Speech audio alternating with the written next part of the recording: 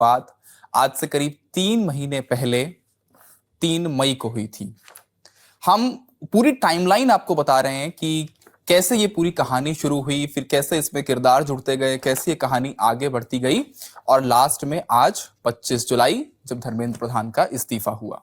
तो शुरुआत होती है 3 मई को, नीट यूजी की परीक्षा होती है। पूरे देश भर में करीब 22 लाख छात्र इस परीक्षा में बैठते हैं। उसी दिन परीक्षा खत्म होने के थोड़ी देर बाद पेपर लीक के एलिगेशंस, और इन एलिगेशंस के साथ मांग होती है कि जांच करवाई जाए, परीक्षा में जो पेपर लीक हुआ है उसके आरोपों की जांच हो। जो भी लोग, अगर इसमें पेपर लीक पाया जाता है तो जिम्मेदार लोगों पर कार्रवाई हो। इसके बाद आती है 12 मई की तारीख, जब एनटीए पहली बार ये मानता है, एनटीए मतलब नेशनल टेस्टिंग एजेंसी, जिसके ऊपर जिम्मा है ये परीक्षाएं करवाने का, 12 मई को एनटीए ने पहली बार ये माना कि हाँ पेपर लीक हुआ है, इसमें गड़बड़ियां हुई हैं और इसकी जांच करवाई जाएगी। जांच किससे करवाई जाएगी? जांच के लिए जांच सीबीआई को सौंपी गई। और उसी दिन एनटीए ने यह भी घोषणा करी कि देश भर में नीट यूजी के री एग्जाम्स होंगे, यानी 3 मई को जिन स्टूडेंट्स ने एग्जाम दिया है वो री एग्जाम्स में बैठेंगे।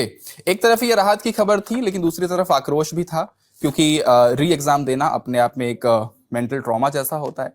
दूसरी तरफ ये उन स्टूडेंट्स के लिए भी राहत की खबर थी जिनके एग्जाम शायद छूट गए होंगे, या जिन टाइमलाइन में एक बहुत इंपॉर्टेंट डेट है। 15 मई को एक कोर्ट प्रोसीडिंग के दौरान chief justice of India justice Suryakant का एक स्टेटमेंट आता है। उस स्टेटमेंट में पैरासाइट और कॉकरोचेस वर्ड का इस्तेमाल था। यहां से जो कि उन्होंने कुछ लोगों ने उसको इस तरीके से इंटरप्रेट किया कि वो यूथ के लिए इस्तेमाल किया गया था। उस इंटरप्रिटेशन के बाद, उस स्टेटमेंट के बाद एक आंदोलन खड़ा होता है ऑनलाइन। अगले ही दिन 16 मई को सीजेपी कॉकरोच जनता पार्टी नाम की एक ऑनलाइन मूवमेंट शुरू होता है। देखते देखते एक हफ्ते के अंदर 22 मिलियन लोग इंस्टाग्राम पर इस पार्टी से जुड़ जाते हैं। एक बहुत बड़ा ऑनलाइन मूवमेंट शुरू हो गया। ये उस आक्रोश में था, उस गुस्से में था जो सीजीआई का स्टेटमेंट था, उसकी प्रतिक्रिया मानी गई इस मूवमेंट को। 16 मई सीजेपी लॉन्च होती है। एक हफ्ते के अंदर इंस्टाग्राम पर 22 मिलियन फॉलोअर, और इसके बाद अभिजीत दीपके एक नया नाम दिखाई सुनाई देने लगते हैं कॉकरोच जनता पार्टी के संस्थापक के रूप में। इसके बाद ये इंतजार होता है कि क्या अभिजीत दीपके भारत आएंगे, क्या ये जो मूवमेंट ऑनलाइन चल रहा है ये ग्राउंड पर भी दिखाई देगा। आती है फिर 6 जून की तारीख। अभिजीत दीपके दिल्ली पहुंचते हैं। एयरपोर्ट पर संविधान की एक कॉपी हाथ में लेकर एयरपोर्ट से बाहर निकलते हैं। उसी दिन से जंतर मंतर पर प्रदर्शन शुरू हो जाता है। जंतर मंतर वो जगह जिसने इस पूरे प्रदर्शन को इसकी मंजिल तक पहुंचाया, अंजाम तक पहुंचाया। 11 से 20 जून तक जंतर मंतर पर प्रोटेस्ट चलता रहता है, लेकिन इसके साथ साथ देश के बाकी शहरों में भी, जिसमें पुणे, लखनऊ, अमृतसर, हैदराबाद, बेंगलोर, जयपुर, नागपुर, इन शहरों में धीरे धीरे प्रदर्शन शुरू हो जाते हैं। मांग वही कि शिक्षा मंत्री धर्मेंद्र प्रधान अपना इस्तीफा दें, अकाउंटेबिलिटी तय हो। इसके बाद आती है 28 जून की तारीख, जो इस पूरे आंदोलन में एक बहुत इंपॉर्टेंट तारीख है। क्लाइमेट एक्टिविस्ट सोनम वांगचुक इस आंदोलन से जुड़ते हैं और indefinite hunger strike Jantar Mantar पर शुरू कर देते हैं।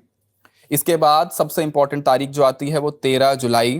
13 जुलाई को सोनम वांगचुक और सीजेपी ये अनाउंस करते हैं कि 20 जुलाई को जंतर मंतर से संसद भवन तक एक मार्च किया जाएगा। उसका नाम होगा संसद चलो, संसद मार्च। और इस दिन ये तय होता है कि ये जो 20 जुलाई की जो तारीख होगी वो सरकार पर दबाव बनाने का सबसे बड़ा दिन होगा। इस अनाउंसमेंट के बाद दिल्ली हाई कोर्ट में एक याचिका पहुंचती है कि सोनम वांगचुक, जो कि पहले से भूख हड़ताल पर थे, उनकी हेल्थ ज्यादा खराब हो रही है, उन्हें मेडिकल ट्रीटमेंट दी जाए। ये याचिका 15 जुलाई को दिल्ली हाई कोर्ट में पहुंचती है। 18 जुलाई को सोनम वांगचुक, कुछ पुलिस वाले सोनम वांगचुक को, जो कि सादी वर्दी में जंतर मंतर पहुंचते हैं, उन्हें वहां से उठाकर सफदरजंग अस्पताल में भर्ती करा देते हैं। उठाने की विजुअल्स काफी इंटरनेट पर चले, जिसमें दिखाई दिया कि पुलिस वालों ने पर्दे के पीछे सोनम वांगचुक को उठाया और एम्बुलेंस में सफदरजंग हॉस्पिटल लेकर के गए। इसके बाद वो दिन जिसने इस पूरे आंदोलन को एक तरीके से बहुत व्यापक कर दिया, 20 जुलाई का दिन। पुलिस और छात्र आमने सामने थे। छात्र जंतर मंतर से संसद तक मार्च करना चाहते थे। पूरे देश से छात्र जमा हो चुके थे। भीड़ कंट्रोल से बाहर जा रही थी। पुलिस ने लाठियां चलाई, आंसू गैस के गोले दागे गए, कुछ पुलिस वालों को भी चोटें आई, कुछ छात्रों को भी चोटें आई। दूसरी तरफ इसी दिन एक बातचीत हो रही थी जो कि फर्स्ट राउंड ऑफ कॉन्वर्सेशन था सरकार और सीजेपी की लीडरशिप के बीच में। जेपी नड्डा के घर पे यह मुलाकात हुई। सीजेपी की तरफ से आशुतोष रांका और उनके प्रवक्ता सौरभ दास दोनों जेपी नड्डा के घर पर मिले। उस मुलाकात में सीजेपी ने अपनी डिमांड सामने रखी, लेकिन कोई ठोस फैसला नहीं आ पाया, बात नहीं बन पाई, कोई कंसेंसस नहीं पहुंच पाया। इसके बाद आती है 21 जुलाई की तारीख। इन्हीं मांगों के साथ राहुल गांधी प्रधानमंत्री नरेंद्र मोदी के घर के बाहर शाम को धरने पर बैठ जाते हैं। बहुत ड्रामेटिक विजुअल्स आए। राहुल गांधी को पुलिस जबरदस्ती वहां से उठाती है, एकदम खींचातानी वाली सिचुएशन बनती है। इसके बाद 23 और 24 जुलाई की रात, 23 जुलाई की रात और 23 और 24 की दरमियानी रात, जब सोनम वांगचुक अपना फास्ट तोड़ते हैं, अस्पताल में मेदांता हॉस्पिटल में जेपी नड्डा, जितेंद्र सिंह अपने हाथों से उनका फास्ट तोड़वाते हैं, जूस पिलाते हैं, उसके विजुअल्स आए। उस दिन सबने उसके बाद अभिजीत दीपे का स्टेटमेंट आता है कि we are relieved, Sonam Wangchuk ने अपना फास्ट तोड़ा, उन्होंने बहुत बड़ा कंट्रीब्यूट किया इस आंदोलन में, चीज़ें उसके बाद सुनाई थी। लेकिन जो सबसे अहम दिन है इस पूरे आंदोलन में वो आज 25 जुलाई का दिन। इसके अलावा इसके एक दिन पहले 24 जुलाई को health minister JP Nadda, Jitendra Singh और जो कॉकरोच जनता पार्टी की रिप्रेजेंटेटिव टीम थी, सौरभ दास और आशुतोष रांका, उनकी आपस में मुलाकात होती है। ये सेकेंड राउंड ऑफ मीटिंग था। इसमें 3 मांगे रखी गई कॉकरोच जनता पार्टी की तरफ से। 3 में से 2 मांगों पर सरकार पॉजिटिव नजर आई थी, लेकिन एक जो मांग थी धर्मेंद्र प्रधान की रेजिग्नेशन की बात, उसके लिए सरकार ने 24 घंटे का समय मांगा था। वो 24 घंटे आज 25 जुलाई की दोपहर को पूरे हो रहे थे। लेकिन इसके पहले कि वो पूरी तरीके से पूरे हो पाते, धर्मेंद्र प्रधान ने एक्स पर एक पोस्ट करके ये अनाउंस कर दिया कि वो इस्तीफा दे रहे हैं। उन्होंने प्रधानमंत्री को अपना इस्तीफा भेज दिया है।